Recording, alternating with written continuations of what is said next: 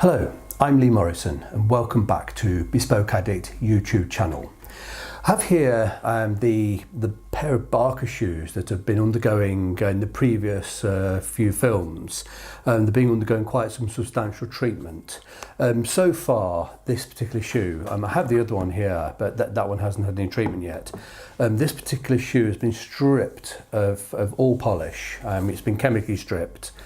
It was resized onto this lovely fixed bespoke wooden tree. The shoe had become extremely stretched and floppy, completely out, it was all floppy and totally misshapen. It become rather unpleasant to look at. And it also started to develop quite a lot of cracking, so it's been stripped, it's been resized with steam, and then it's been resurfaced with abrasive. These are all separate films if you've not already seen them in this series. And today we're going to be moisturising the skin and recolouring it. I'm not going to be polishing it, that's a totally separate, that will be the last film. So I'm going to be using a coloured moisturiser. The skins are very, very thirsty. They're a bit dry, they are thirsty. They're going to really sort of suck that moisturiser in. Because the moisturiser is coloured, it's going to suck the colour in as well. So the colour's not just going to sit on the surface, it's going to be really sucked deep into thirsty skins. We'll get a real deep lustre of colour. I'm not going to be dyeing this shoe. Often after all of this performance and treatments, the colour's almost gone. If this were a darker shoe like a brown or a red or a black, they would have to be re-dyed with a liquid dye before we get to this stage. That's not necessary on this shoe because I want to keep them very pale. I want them to keep them the lightest tan possible. So I'm just going to be using the moisturiser of the correct colour. And I'm going to rely on the moisturiser to recolour them, which it will very successfully, and then I'll polish it afterwards. So if we compare the two shoes, this one's untreated, this one's treated, there's quite a difference. The original one, it's very, very spongy, and there's a huge amount of excess skin. But this shoe, it is stretched for use. I've worn it and worn it and worn it and got them wet and wearing it wet. It doesn't do the shoe any good, but you can revive it beautifully. It was all squashy around here. Now this one's been treated. There's no excess at all. It's absolutely solid, where that one's quite springy. There's no spring at all in this one. This untreated shoe has maybe 50 millimeters across the vamp that I can wriggle about. There's absolutely nothing in this one. It's completely solid, and all under here, totally solid. It's all shrunken away with the previous steam treatment. If you've not seen that film, I do encourage you to see it. It's very important to see how it works. It's quite a long film. The commentary is important on that film. I couldn't edit it any shorter. The commentary is very, very important. There's much that can go wrong, and I talk through it in detail. So please see that film if you haven't already done so. So we'll put this one out of the way. This film today, literally, we are going to be recolouring this shoe and moisturising it. So I'm going to pop on a pair of gloves. The moisturiser is not, it's not particularly harmful on the skin. I just don't want to get my skin, covered in the yellow polish. It's not polish, it's cream. It does stain. So I'll try and keep it off my skin and off my clothes. It's a very, very simple process. I need a clean cloth, a brush. What happens when you apply the cream with a cloth? The cream gets clogged into the holes and the broguing, and it really clogs and looks a mess. So when it's in there, you just use a dry brush to sort of just stab away. You might need to wipe off any cream, but yeah, there's broguing all around here. So just so the cream doesn't block the holes. After I've applied it, I'll just stab it away. So you'll see me keep picking this brush up, and I'm not polishing, I'm stabbing away. That's what I'm doing. So I'll explain it now if I don't explain it properly as I'm applying the cream. So let's give it a quick blow, make sure there's no dust in the holes. So the pot's nearly empty, but there's enough for this purpose here. So you don't need to use a particularly fine cloth for this purpose. You do on the with the clear polish afterwards, but just a soft cloth. It doesn't matter if it's a little bit on the coarse side. For applying the cream, it doesn't really matter. Right, so, and that's it. Just take a little bit of cream, and you can see the skin's very, very dry and a bit grey looking, and instantly as I apply this cream, it sucks it in. It's very thirsty skin through the treatments it's already had, and yeah, just keep rubbing. it is sinking into the holes. I'll come back and agitate that out afterwards. And so yeah, I'm purely moisturising the skin today. I'm not trying to polish them. This cream, it does give a sort of a shine. It gives a very pleasant finish. If you weren't too concerned about having a polished finish, you could just brush this to a sheen and wear the shoes. It'd be fine, but it wouldn't be a gloss, but it would certainly have a bit of a shine about it. And you'll see that in the next video, just before I start to apply the polish. It will be this cream dried and polished to the best of its ability. And you'll see the result before we apply the gloss.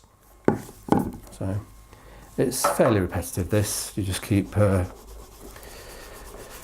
just working in circular motions, and you can feel the skin absorbing the cream. And that's all this is. It's just moisturising cream with a bit of colour in it. Okay, and my holes are all blocked, so let's get the brush, wipe off the excess. That's it really. There's nothing more to moisturising than this. It's with the coloured moisturisers. It is important, if you're doing this for the first time, if you haven't restored the shoe, if the shoe's got a little bit of polish on it and you're wanting to use the moisturising cream, you do need to remove surface polish, and the moisturiser doesn't work terribly well through the polish. You need to be applying direct to the skin. A little bit like applying makeup to skin. You wouldn't apply makeup over old makeup. You would strip away, get back to the fresh, clean skin below, and apply makeup afterwards. It's very much the same. We need to, if this shoe hadn't already been stripped of its clear or gloss polish, I would have done so before applying the moisturiser.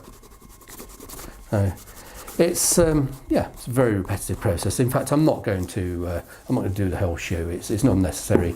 You can see what's happening here. The colour's starting to return. So you don't need to put layer upon layer. Perhaps 2 or 3 light layers, and let it soak in. Let it dry, and then either use a cloth or a very soft brush just to give it a little bit of a sheen afterwards before applying the final finishing polish. So I'm going to stop with that. It's repetitive. You don't need to see me spend 10 minutes doing the rest of the shoe. What I have done, I've sanded the edges of these shoes, and that was done in previous film, to get off any old polishes, any muck, and the edge of this sole was quite rough. So I'm going to be using this is just a dark brown moisturising cream. It's a finish I like. I like the matte effect you get from it. There are special edgings you can buy. It's like a liquid. You paint it on. It's almost like nail varnish. It goes on as a liquid, and it gives a real glitzy shine to the edge of the sole. That's not something I personally like. I'm just not keen on it. It's a personal thing. So I prefer the more discreet effect that you get from using moisturising creams and just traditional polishes on the edge. It is important not to get this dark onto the lighter skin there, and that's all you do. Just apply a tiny bit, and you allow it to soak in. The more it does soak into the skin, you get a build up of colour. So I'm just being very careful not to got a drip here. Just got to scrape that away without getting it on the skin, and I'll do the same on the heel as well. Just apply the dark moisturising cream to the heel. I quite often, certainly on my Bespoke shoes, I actually put the cream on the soles as well. This sole's got a rubber topi to protect the leather, and I really do use this shoe a lot. If I was not having the rubber on there, it would tear through the sole in no time at all. So it's got its original sole, which is worn a little bit thin, and we have a rubber topi just to put on just to protect it. And periodically I have to change the rubber as it wears thin, but we never actually get round to replacing the whole sole. It's still got its original stitching and its original welting. I like to keep shoes as original as possible. So I think that's about all I need to show you on this. You don't need to see me moisturising the other side. It's exactly the same, so I'm not going to repeat the process. But that's it really. This shoe's moisturised. And when that dries, as I say, I'll just with a clean cloth, a much softer cloth than this one, I'll just buff it to the best shine possible. It won't give a military shine. It's not polish, it's cream, but nonetheless you can get to an acceptable polish finish. And when this is dry, in the next video, and that'll be the final video in this series, we will add a nice clear polish finish to this shoe. Let me get these gloves off. Hands are nice and clean underneath.